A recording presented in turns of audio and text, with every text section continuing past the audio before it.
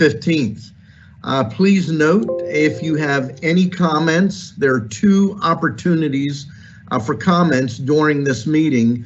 The first is at the beginning of the agenda, and that is if you have a specific comment on a specified agenda item. In order to comment, we need your name, your first and last name, and the municipality where you reside. In the comment area at the end, you are allowed to make one comment. And if you're from the media, just simply give us your name and the media you represent. With that, we will begin, as we always do, with a moment of silence, followed by a pledge to the flag.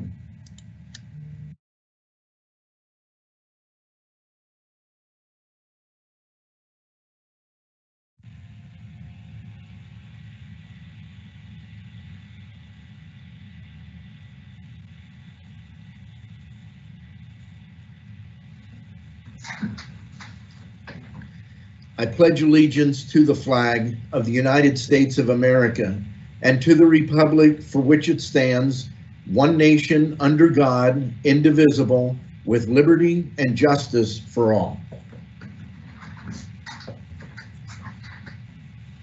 We're going to begin this morning with our Berks County COVID-19 data report. This is being provided by Brian Gottschall. He is the director of the Berks County Department of Emergency Services, and additionally, he is the lead on the Berks County COVID-19 leadership team. Brian Gottschall.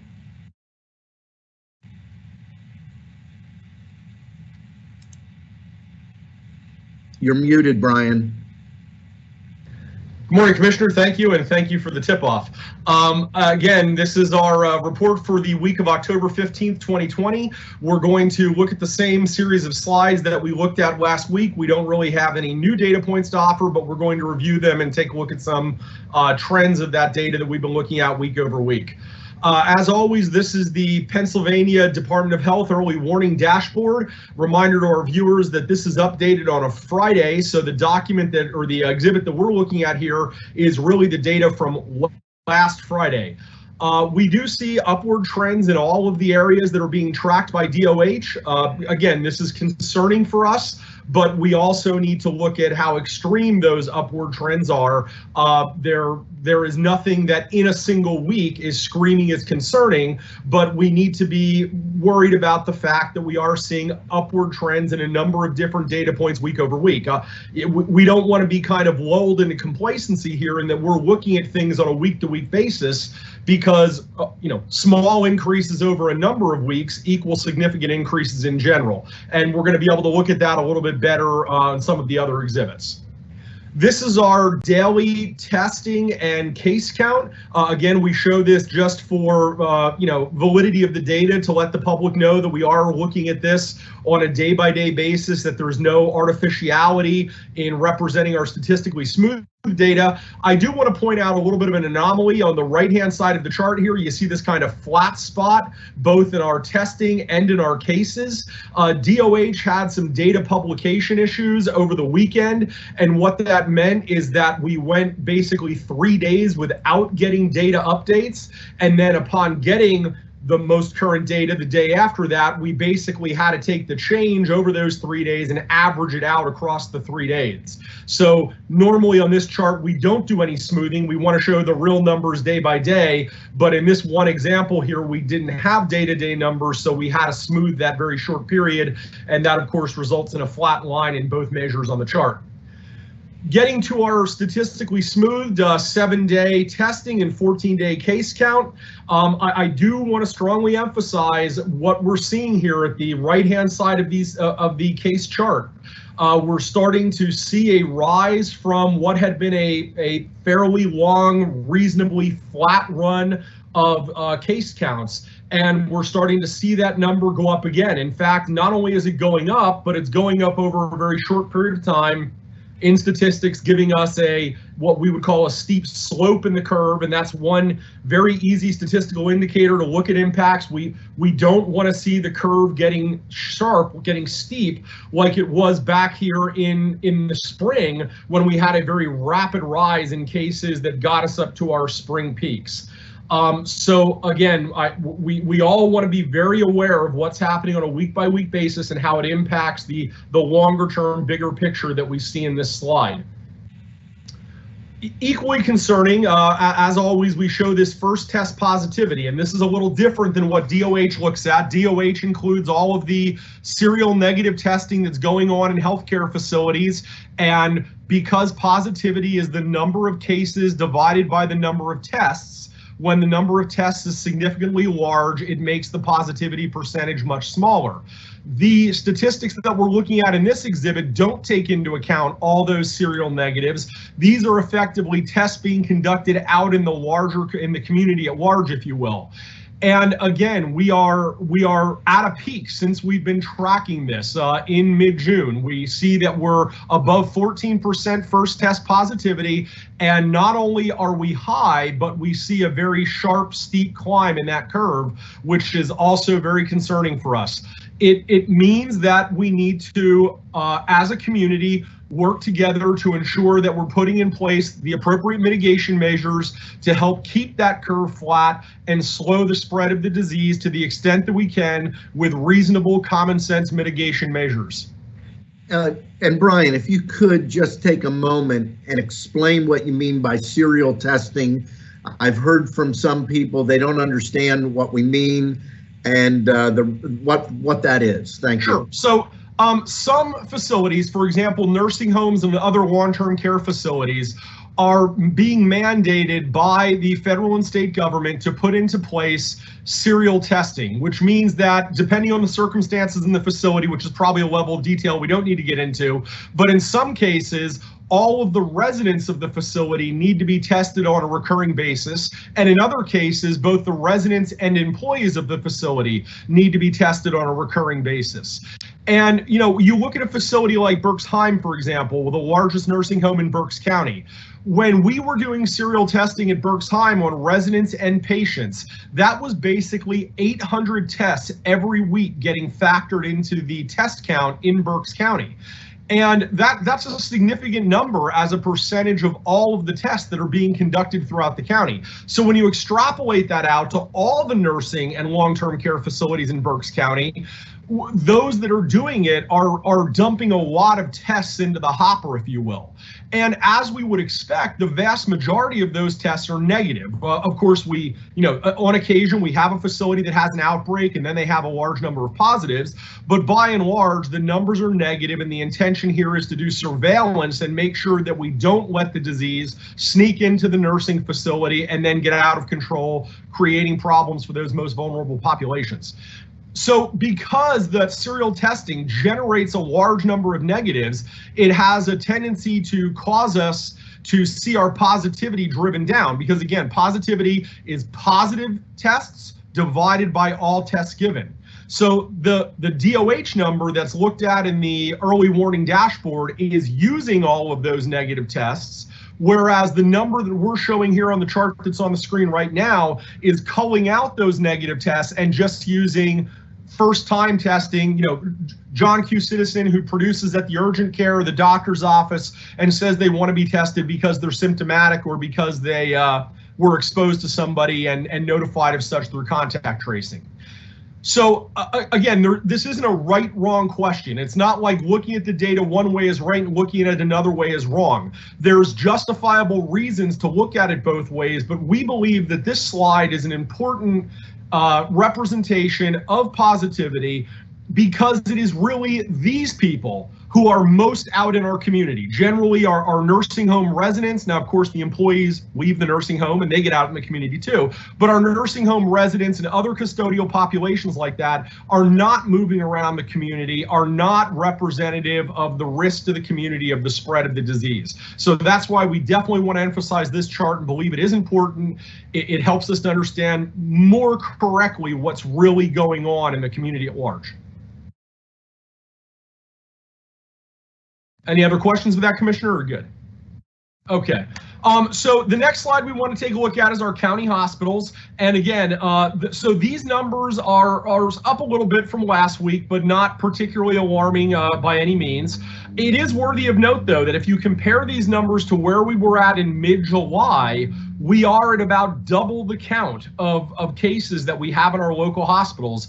And we've seen this grow since mid-July and kind of fluctuate around this, 30 to 45 area. We're in the higher end of where we've seen through the summer and the early fall, but not where we were back in the spring by any means.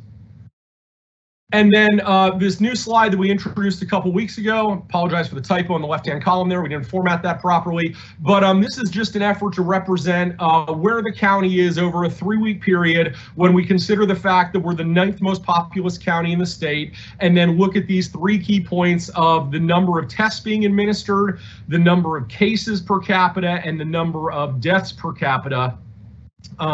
How sad it is that we have to talk about the fact that we're only 10th in the state as great news, but we are seeing, we're not seeing an increase in the number of deaths in Berks County that some other counties are seeing. That, of course, is great news, which is driving our deaths per capita down when compared to other counties.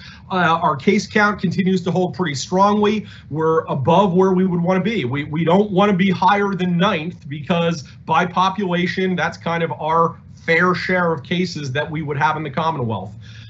So again, just a representation of how Berks County is doing in comparison to other counties in the state when you consider all the counties based on population. And then with respect to the testing, I do want to remind everyone that in cooperation with the county, Pennsylvania Department of Health, and the Reading Fight and Fills, we are running community COVID testing. We did 753 tests in the first 2 days. That was Tuesday and Wednesday of this week. That testing is continuing today. It is still ongoing. It runs 7 a.m. to 6 p.m. Through the 17th of October.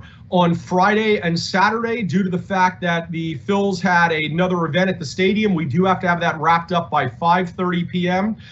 So please get there before then. Don't be disappointed if you show up right at the end.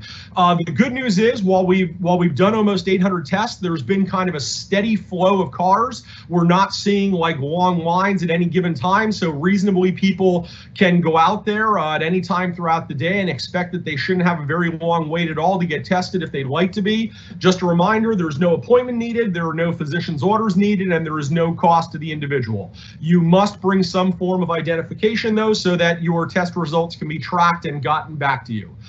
So just again, through this Saturday at Reading First Energy Stadium in the Front Street lot on the Carpenter side of the facility, there is open community COVID testing through this week.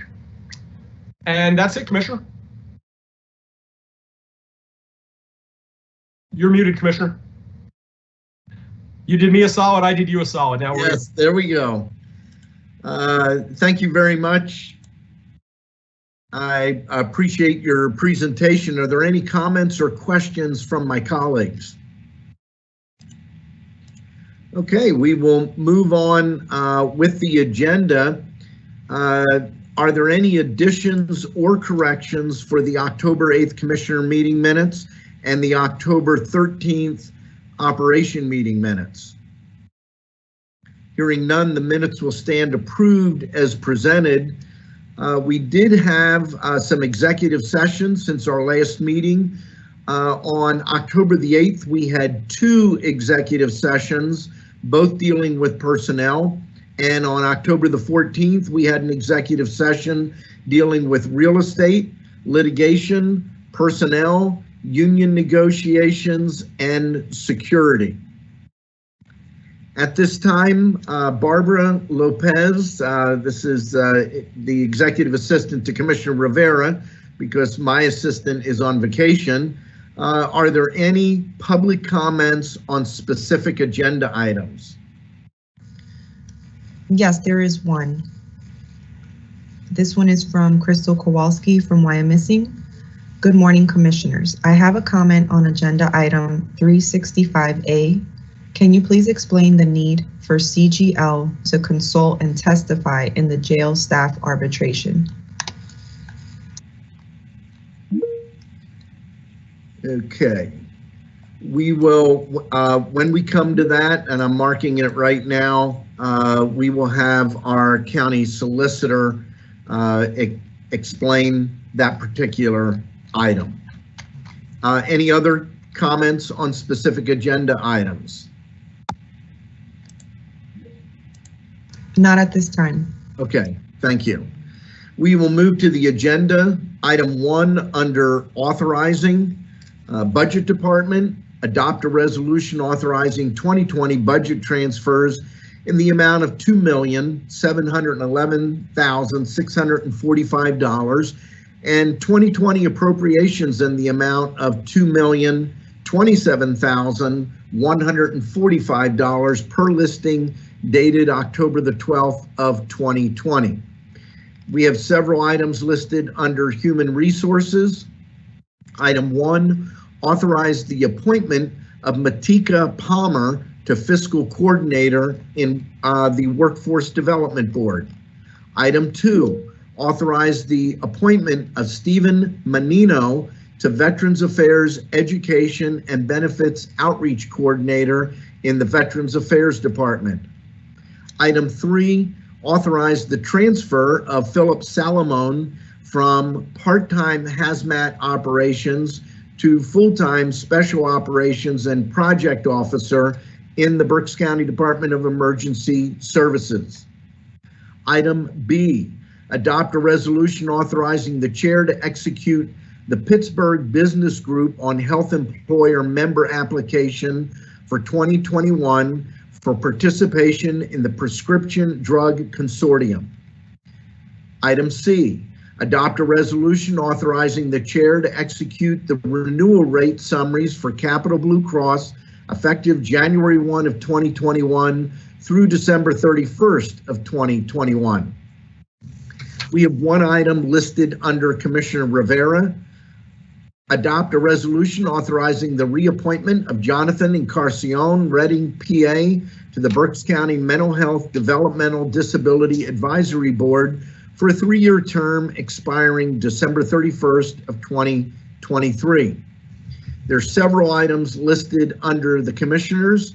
Item A, adopt a resolution ratifying, confirming, and approving Christine M. Sadler, County Solicitor, execution of the letter of agreement for consultation and testimony services with CGL Companies, LLC, regarding jail staff arbitration. And since the comment was made on this specific item, I'm going to turn the meeting over to our County Solicitor, Christine Sadler, to respond. Good morning, Commissioners. I can't go into a lot of detail because it is pending litigation, but in response to Ms. Kowalski's question, I can indicate that CGL has been retained by the county to participate in upcoming Teamsters interest arbitration hearings that are scheduled to occur in November and December. This is binding arbitration for the Teamsters union that represents the correctional officers that work at the jail. Thank you very much, Christine. Item B, adopt a resolution authorizing Kathy Wagoner, Director of Berks County Parks and Recreation, to execute the application for annual burning permit for the Angora Fruit Farm. Item C, adopt a resolution authorizing the chair to execute the USDA Animal and Plant Health Inspection Service Wildlife Services form. Item D, adopt a resolution ratifying, confirming, and approving execution by the Board of Commissioners of the following 3 letters of support for grant applications for the Colebrookdale Railroad. 1, DCED Multimodal Transportation Fund for the Boyertown Train Yard.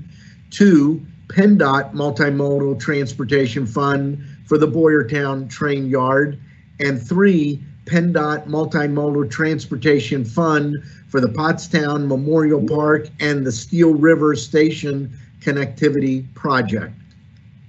Item E, adopt a resolution authorizing Ronald Seaman, Chief Administrative Officer, to execute any and all grant agreements awarded under the Berks County Small Business Restart Grant Program and the Berks County CARES Grant Program utilizing CARES Act funds.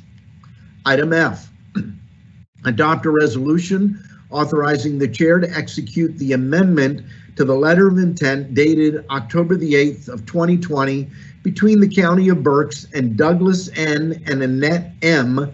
Donnelly, extending the termination date to November 16th of 2020 regarding the proposed sale of a 2.32 acre parcel owned by Donnelly's in Bethel Township containing a radio tower owned by the County of Berks. This is part of the 911 radio system.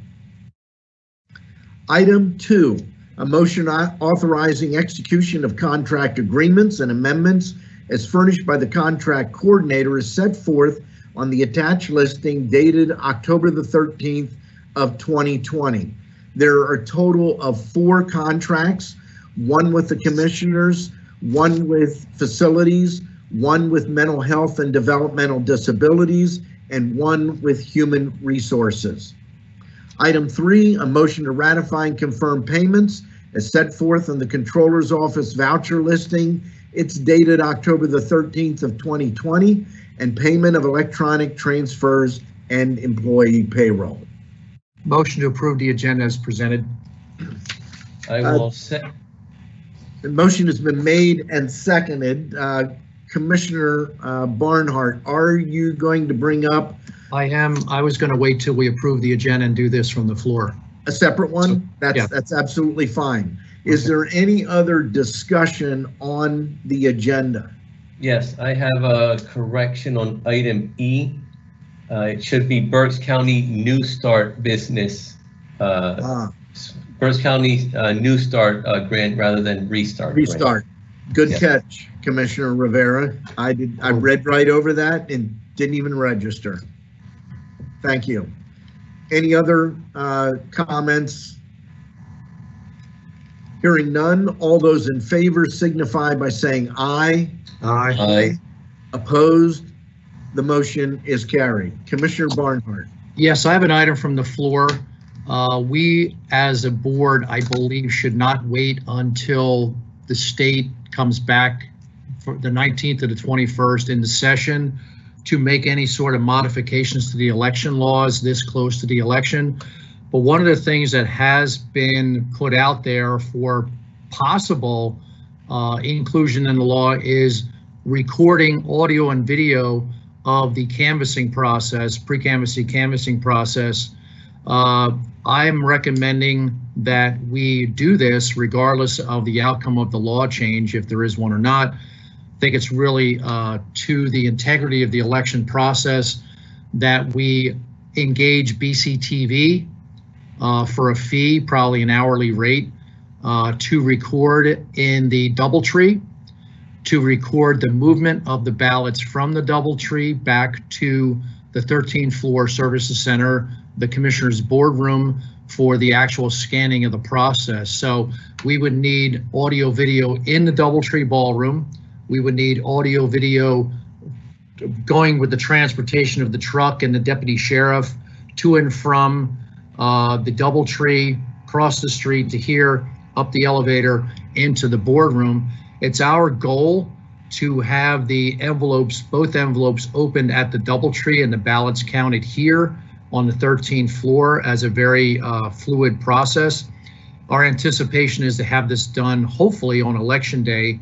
The law states right now we're not allowed to open those envelopes till 7 a.m. election day. There's again back and forth in Harrisburg at 3 days, 5 days, no days, 15 days. So they're going to have all of 3 days to hammer that out. So I think that we need to be very proactive, and I think it's just gives voters the peace of mind that there is nothing untoward in the process, that it's all being recorded. And I'm meeting with Heather, if you agree, I'm meeting with Heather Adams virtually tomorrow to go over more of the details about this process. They are a great community partner. They are our public television access, and it doesn't put us in a position where someone who is working for or aligned with county government is doing this.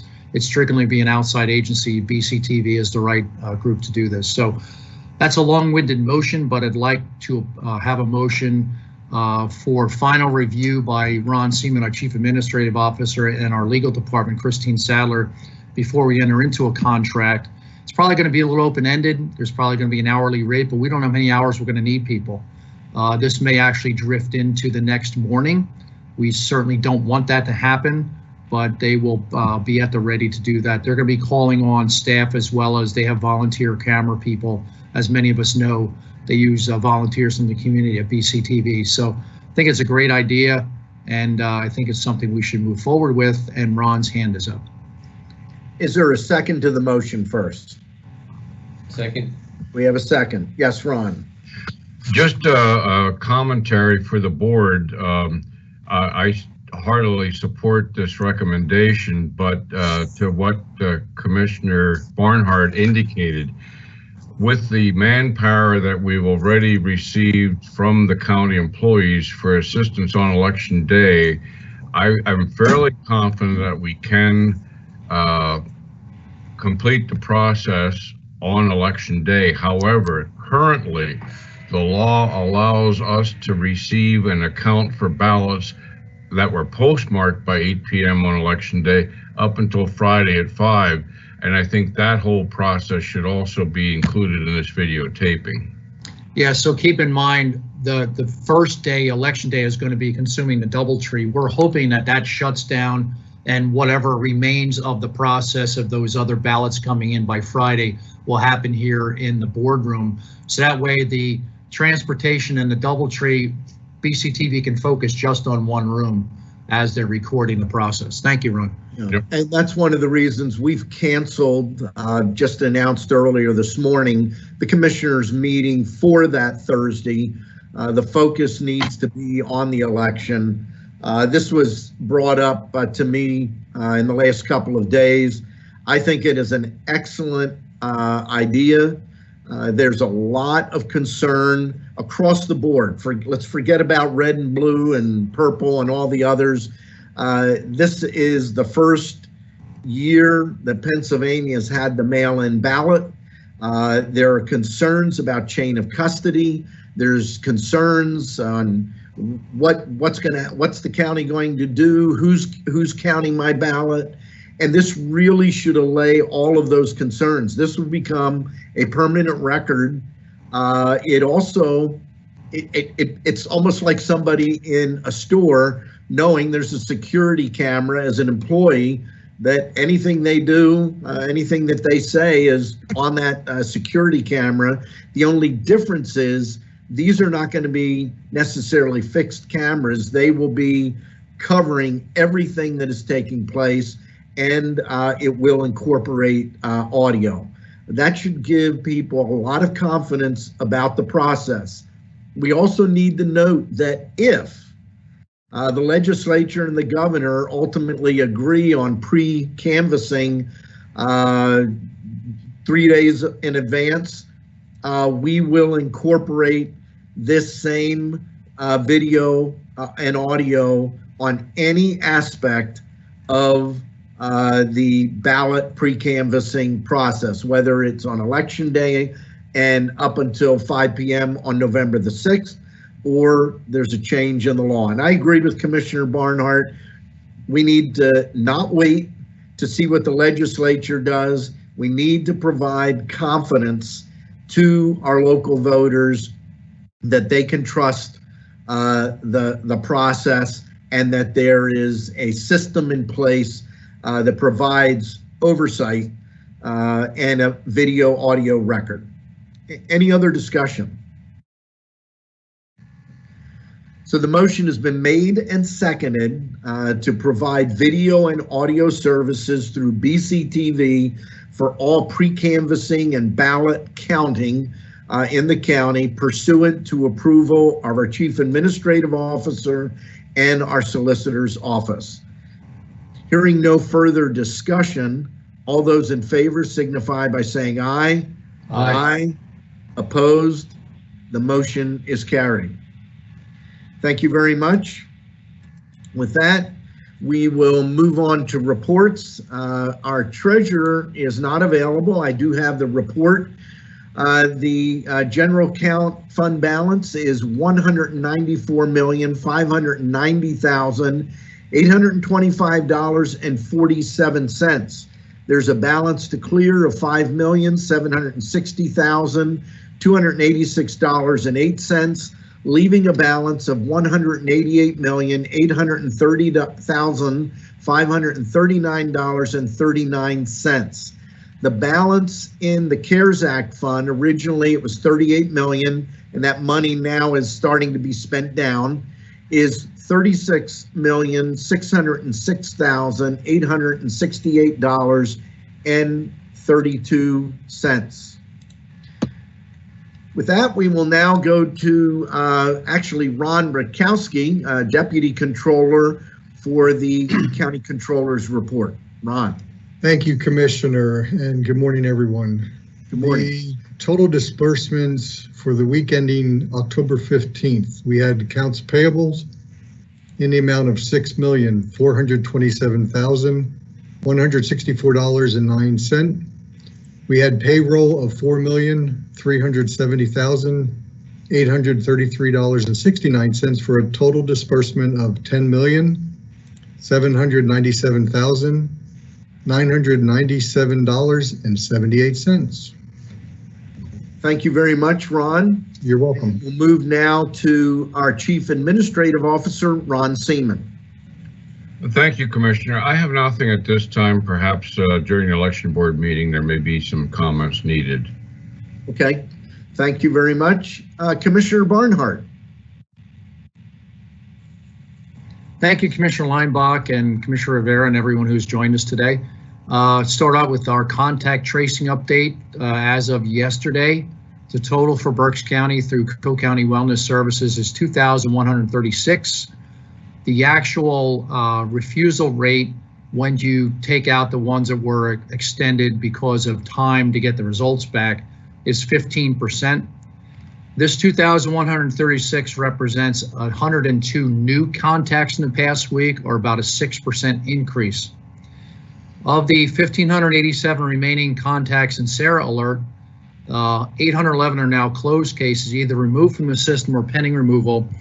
51% or 458 are under active monitoring, or 29%, and the remaining 318 or 20% are using paper monitoring, which is a contact tracer checking in with them regularly by phone.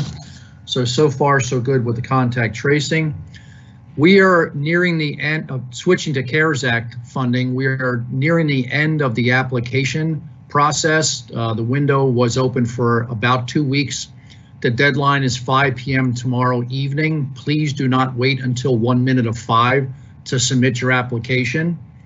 I say this because Pamela Schupp is actually reaching out to the applicants and letting them know that their application may be incomplete, or they may need more documentation, or what they're applying for does not qualify. So please do not wait until the last minute. If you are applying for the county's CARES Act money, for medical, for not-for-profits, for education, and for municipalities and authorities, please do not wait until the last minute. And here is a statement: do not apply for lost revenue. It does not qualify for CARES Act grants. You cannot apply for lost revenue. The tricky part about the regulations are that if you lost money because you are a not-for-profit and you are relying on a fundraiser for your revenue stream, the loss of revenue from a fundraiser qualifies you to apply, but it doesn't qualify you for you to get reimbursed for lost revenue from a fundraiser. It's been very confusing in the regulations, but we want to emphasize that to people. We've had numerous people, again, I don't know who they are, but I'm speaking on behalf of Pamela Schupp and Jessica Blauser here, that a lot of people have applied for lost revenue, and that is not a qualifier for the CARES Act money. Again, deadline tomorrow. Don't wait till tomorrow. If you're listening today, fill out your application today so Pam can contact you and let you know if there are any concerns. I know many people don't stay for the election board meeting, but I want to announce here at the board meeting that we have received requests for 73,730 mail-in ballots. 71,615 have been sent, and over 3,000 have been returned. It's a pretty high number of returns already. The question was raised, and I responded back to Karen Shuey yesterday. The ballots that were printed from a firm in Harrisburg and delivered to the Postal Service in Harrisburg went out the previous Friday and all of last week. So that first batch of 60-some thousand mail-in ballots were sent out in a 6-day period, recognizing that it's a complex process when you're dealing with 202 precincts, and each and every one of those precincts has a different ballot.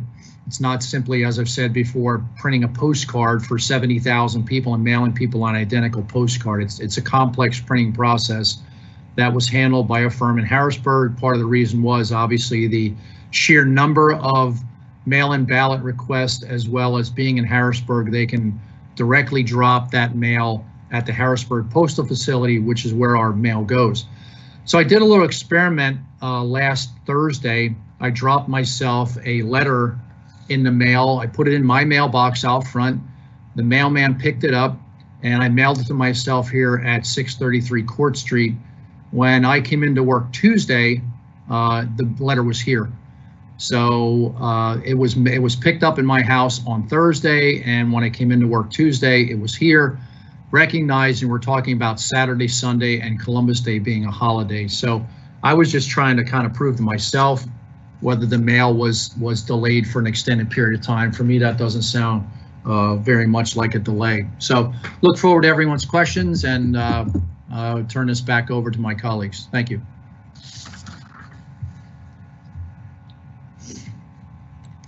Thank you, Commissioner Barnhart. Commissioner Rivera.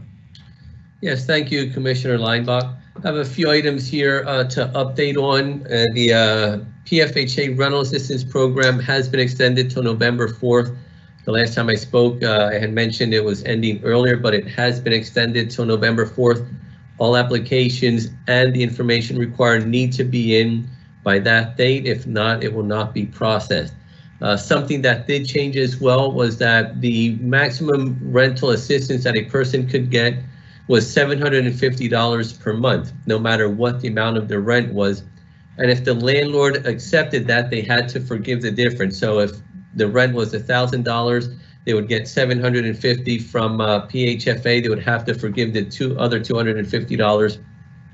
Many landlords didn't want to do this, so for that and for some other reasons, there were less people using the program that was intended. So something that has changed as well is now there's the option of saying if there is a difference between the $750 and the amount of the rent, the landlord can either forgive that or they can work out an agreement with the tenant to pay that money over a period of time. So hopefully that will motivate more landlords to participate in the program. There are other changes that have been requested to be made, but they have not been made yet as of this date. That has been the only change so far. In reference to the Small Business New Start Grant Program, Community First Fund, who is the administrator for the program, and Lendistry, who's actually collecting the information, verifying the information. They will start reaching out next week to the businesses that have received the grants. Those businesses will have 2 weeks to reply to Lendistry and to submit any needed documentation. When I say needed documentation was when the grant application was submitted, there were 3 documents that needed to be provided at that time. If you were selected as a grantee, then there was other supporting information that needed to be supplied as well. Now, some businesses supplied everything up front, but for those that did not, you will be getting, if you are a grantee, you will be getting an email indicating what documents are requested yet, and you have 2 weeks to get that in. As of now, we're looking at the 30th of October, but that date may change depending on when we're able to start sending the notifications out. So if you applied or you know of someone that did, please ask him to look out in their email and their phones. It may be an email, definitely will be an email. There may be follow-up calls as well, but you have 2 weeks. If you do not respond and get the information in that time period, then your grant will be passed on to the next one who is on the waiting list. So please keep your eyes and ears open for that. Also, a complete list of the grantees will be posted on the county website and the Do Your Part website as well once everyone is notified. And this is because we want to be open and transparent with everything that we are doing. So all of these names of the businesses that will be receiving grants will be on that list. And one other thing is Habitat for Humanity is seeking new homeowners. They have different homes that will be coming up on Miltimore Street in Reading. So if you know of anyone who may benefit from a Habitat for Humanity home, please ask them to reach out. You can get more information at habitatberks.org. Again, that's habitatberks.org, and get more information on that there. With these programs, the homeowners have to qualify for a mortgage, but they also have to put in 200 hours of sweat equity into a house, not necessarily the house they're purchasing, but they have to put 200 hours of sweat equity into a Habitat for Humanity house and take 50 hours of financial literacy classes as well. So again, great opportunity for someone who needs a home. And that's all I have. Back to you, Commissioner Leinbach. Thank you very much, Commissioner Rivera. Two items I want to touch on. The first is I'd like to read a letter that I received today from Judy Hoffmeister. She is the commander of the Women Veterans of Berks County out of Narvin, PA.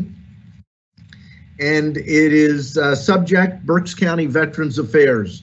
Dear Sir, Veterans Day for 2020 is fast approaching, and each year the women veterans of Berks County are honored to be part of the celebrations.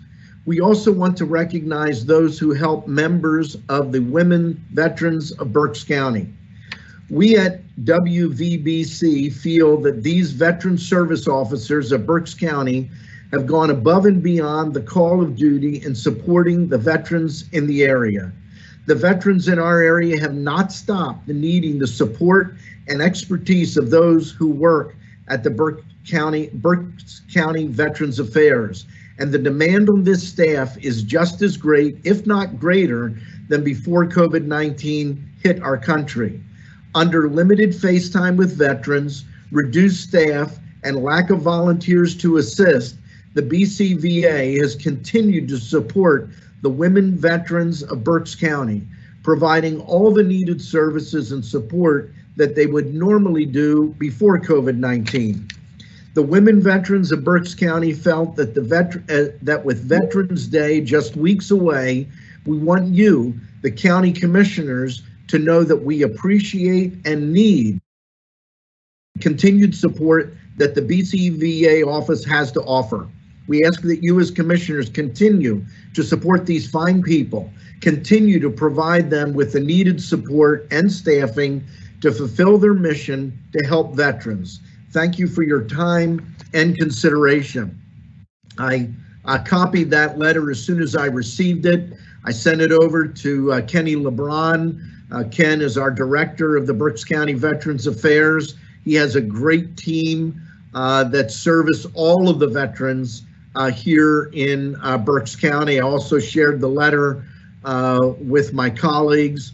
Just really proud of the work that our Berks County Department of Veterans Affairs does for the men and women that have served this country and sacrificed, some with the ultimate sacrifice, but all, whether in peacetime or in war. And a veteran many years ago told me, never just look at combat veterans or veterans of foreign wars. All veterans make the same commitment when they serve the United States. And that commitment is that they're willing, if necessary, to exchange their life or blood for the freedom of this country.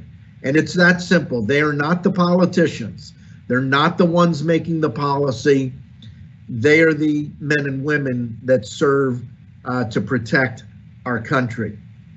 The second thing I want to touch on, there can be no doubt that 2020 has been a difficult year. COVID-19, political controversies at a level that I've never seen.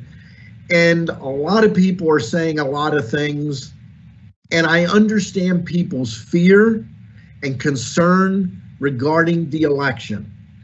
But I want to challenge you. One, this Board of Commissioners is not a partisan board.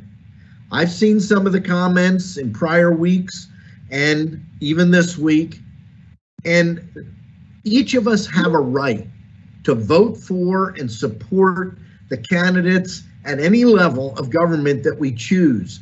But none of us, as a commissioner, have the right to throw an election, to somehow do something that influences the results of an election one way or the other.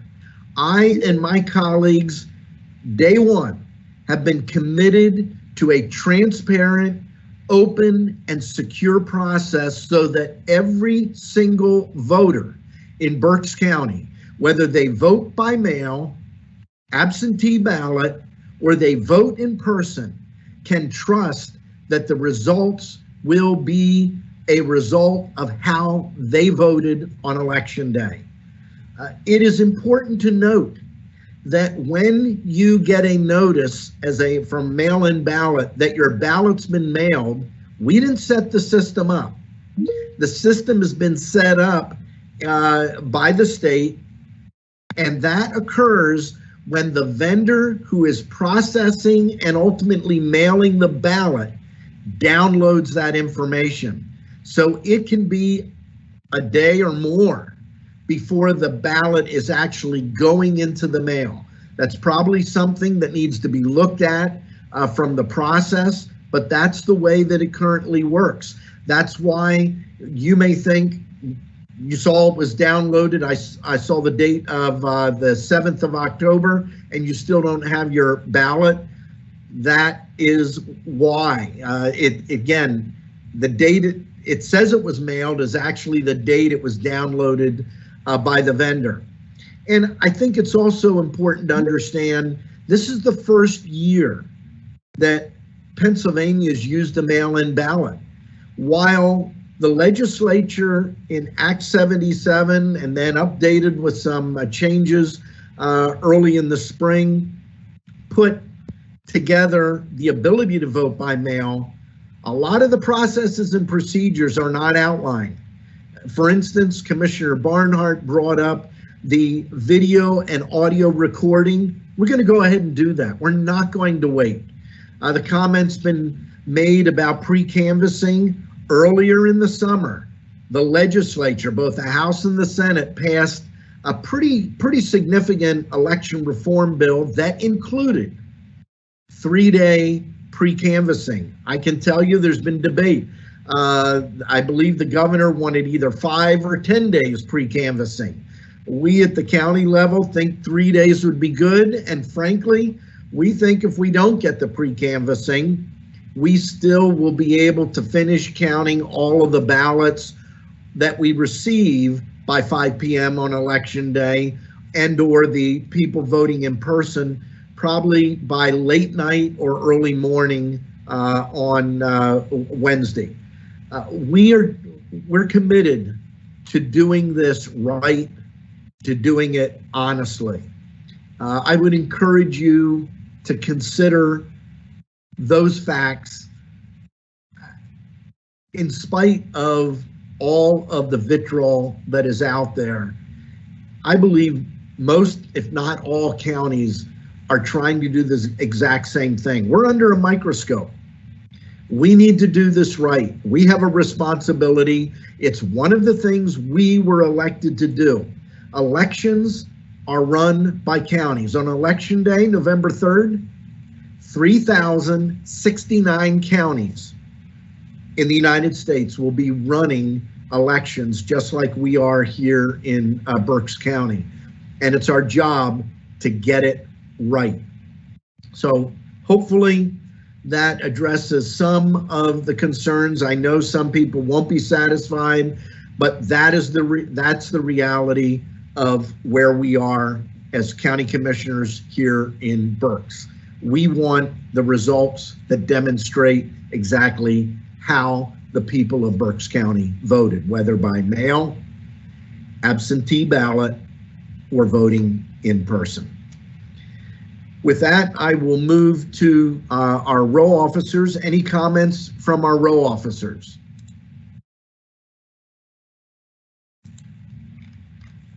Hearing nothing, Barbara, we will move to citizen comment. If you could read the comments, please. Crystal Kowalski, why I'm missing. Last week's jail population numbers reached a peak of 799. That is 150 people shy of the pre-pandemic population. Many of the people incarcerated have minor charges. They include possession of a small amount of marijuana, possession in public drunkenness, and many are parole violations. I think the truly most shocking instances are the inclusion of weekenders. Weekenders are people who serve their sentences in chunks, often on weekends. In between serving, they are back in the community, working at their jobs and living in their homes. During a global pandemic, this is a recipe for disaster. Commissioners, I'm asking you to please work with the DA, President Judge, Sheriff's Office, and Parole and Probation to bring this county back to the more sensible practices it was employing in the spring and early summer. Thank you. Roxandra Jadick, why I'm missing. I am addressing you today with a renewed request to install more drop boxes for mail ballots. Everyone I talk to is highly concerned. Media is filled with reports of voter suppression and long lines for early voting. You have the obligation to put people at ease by doing everything possible to capture every vote. Ballots are late and U.S. Mail may not deliver them back in time. The only way to capture every vote is by installing more drop boxes. John Archer, Spring Township. Questions regarding COVID-19.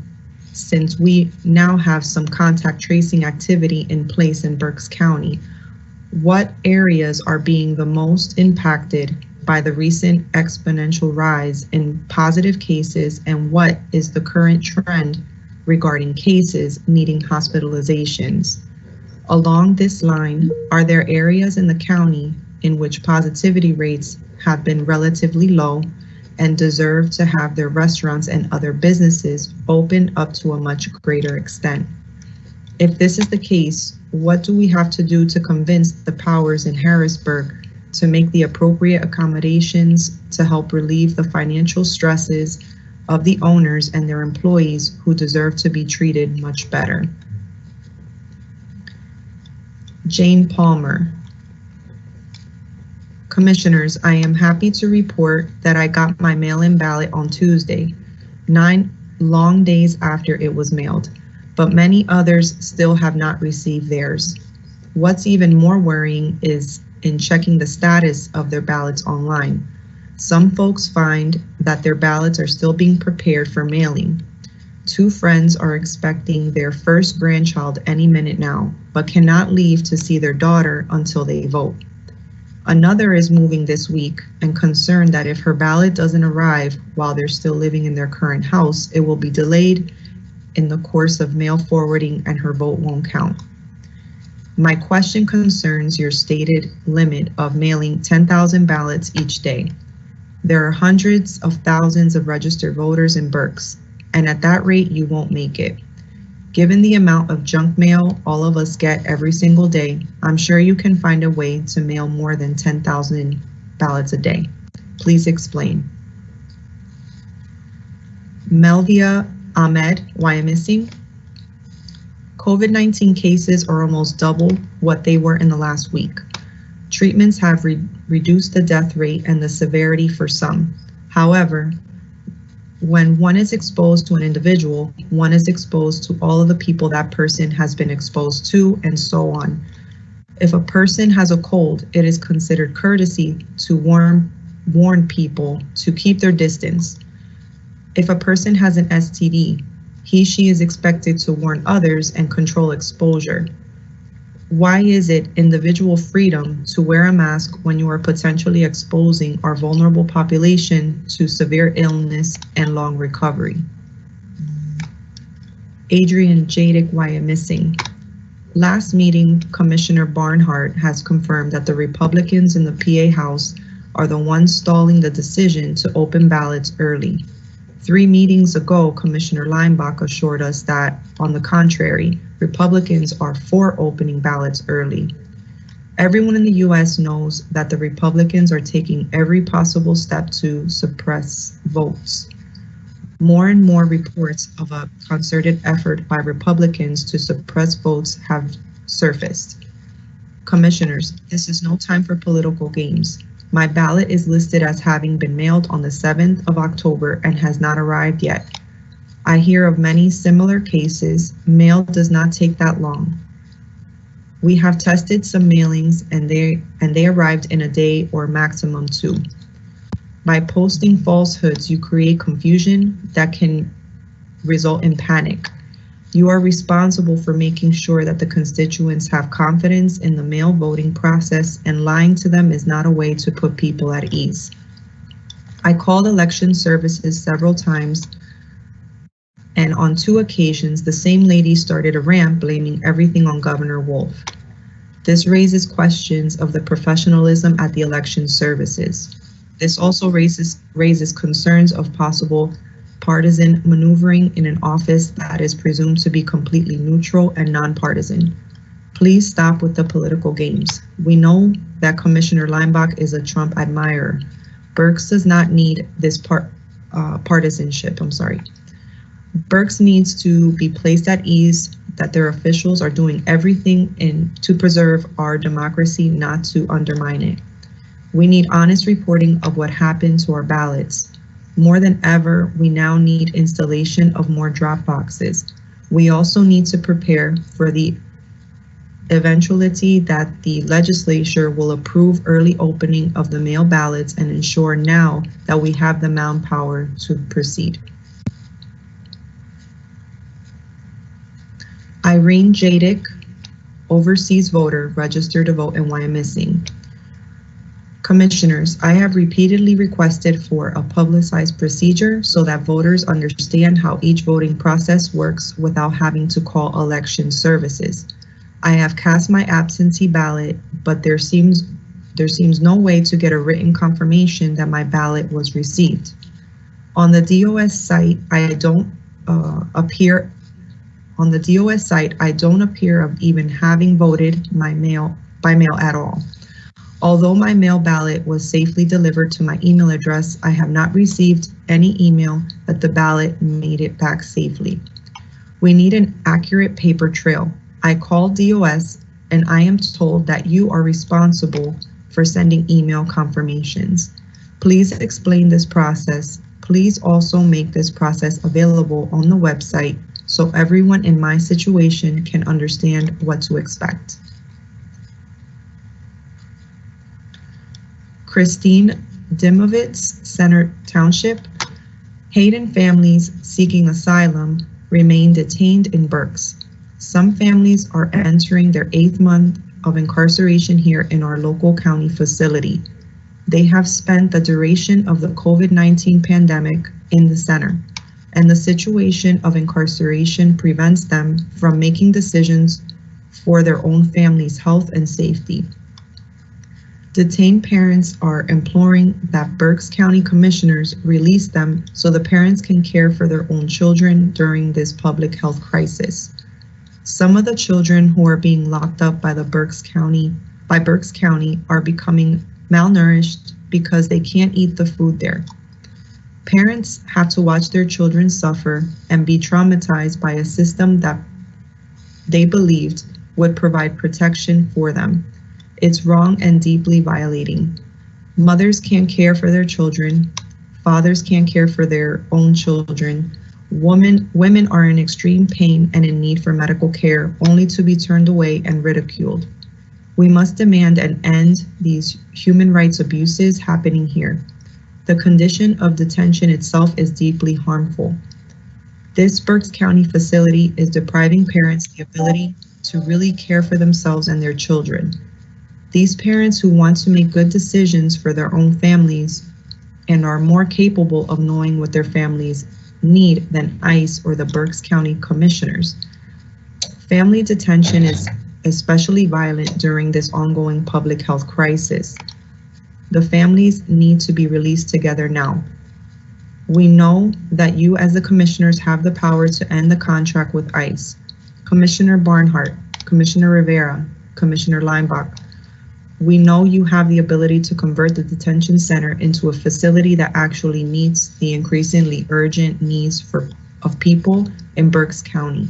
And we demand that you take this action immediately to stop inflicting trauma on these children, on babies and their parents.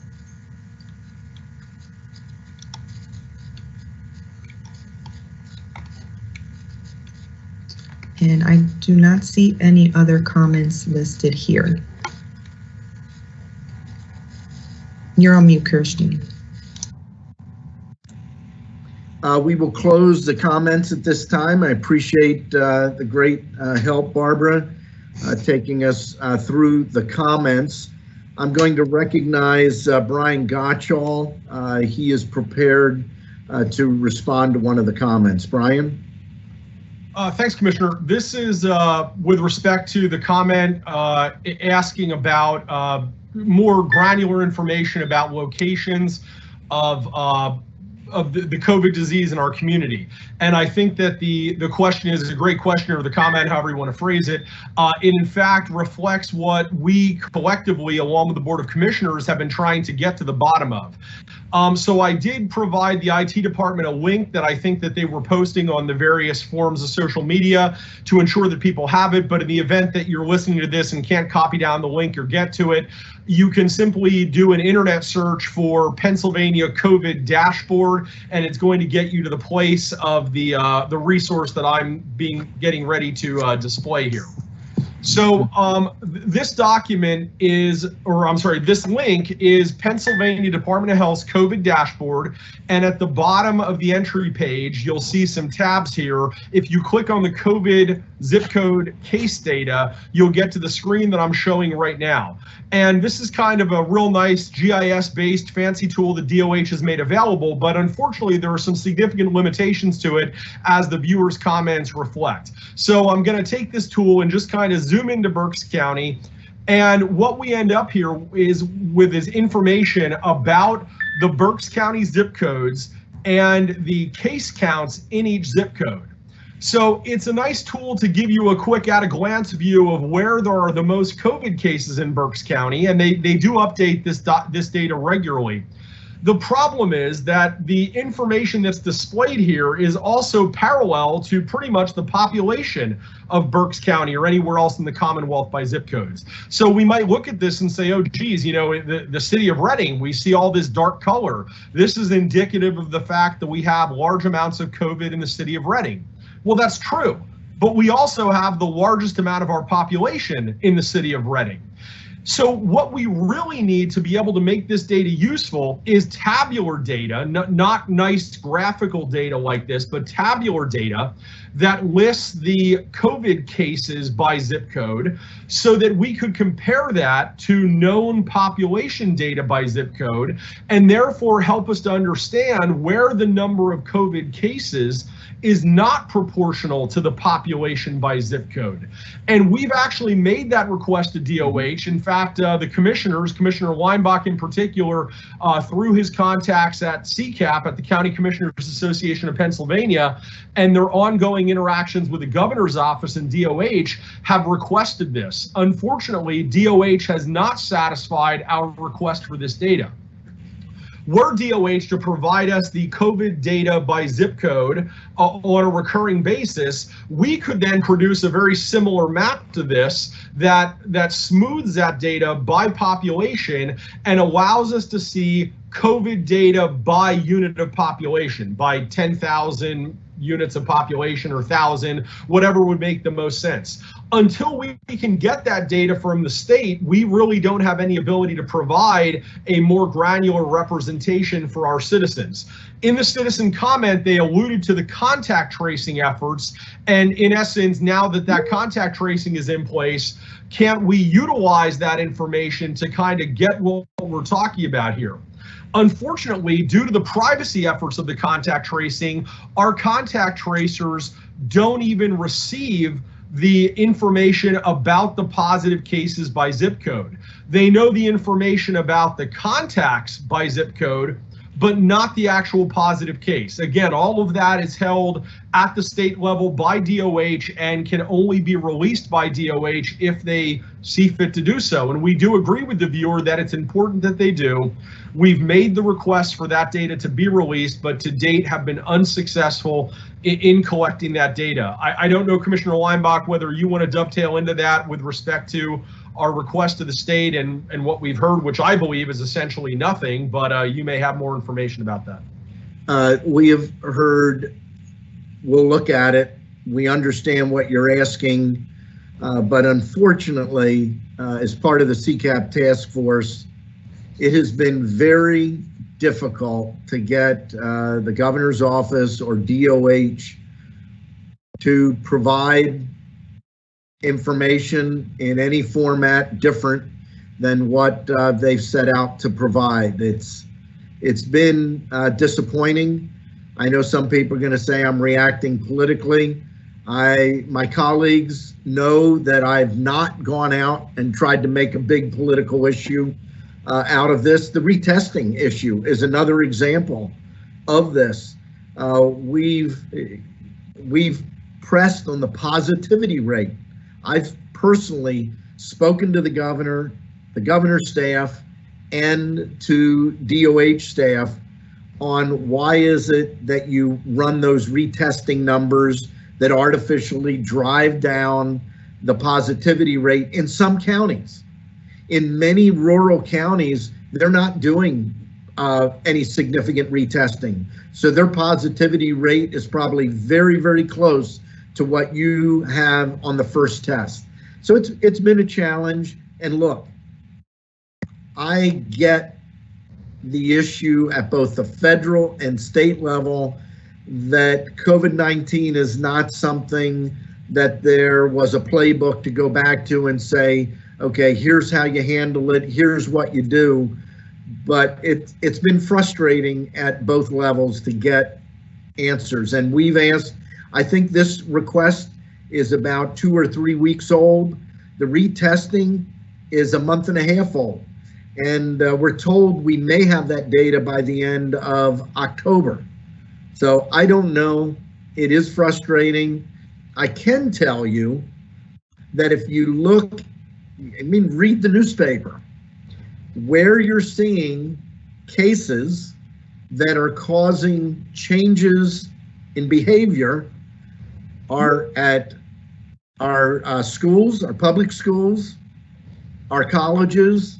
I forget, I think Daniel Boone is in the news today. They had to, I'm not going to say, a school in Berks County, public school in Berks County is closed, I believe, until Tuesday because of COVID. We've seen it in a number of schools, in sports programs. That's where it seems to be tied.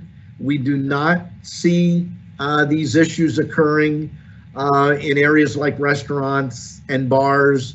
It seems to be tied more to youth, public school, colleges, and universities where we're seeing the case count. Even now, I was on a call yesterday regarding a specific facility here in Berks, a personal care facility that had an outbreak, but as of September 23rd has been clear, and I'm not even sure of any significant outbreak, Brian, within personal care or nursing home long-term care facilities in the county right now. We had those issues early on, but I don't see those right now. Is that your understanding? And Commissioner Barnhart, on the contact tracing, you may have some input as well. I think you were spot on with your comments about it. It generally has been in our colleges and our high schools. I guess there's so much more intimate contact or close contact than in the general population. Yeah, Commissioner, yeah, just one comment that I'd like to close with then also.